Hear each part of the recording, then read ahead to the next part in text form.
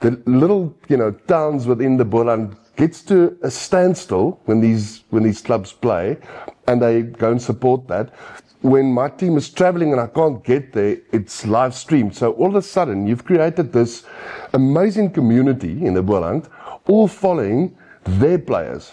Not everybody, they're following the Boland players, which eventually gets to the Union, which eventually, play for the Boland and become Springboks, So I think they've hit the nail on the head with the way they're doing this.